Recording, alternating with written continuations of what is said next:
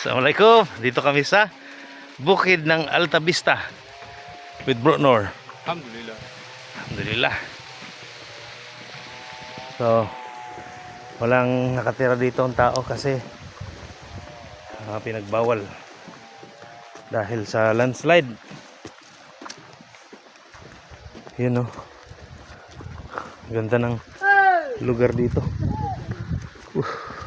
Ayan yung landslide. Ay, doon raman dito landslide, no? Oh, maor ni. No.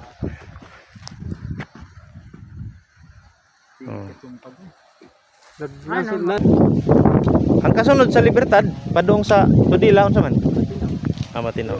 Sakop na matinaw din mo na barangay secure. Landslide. Landslide zone.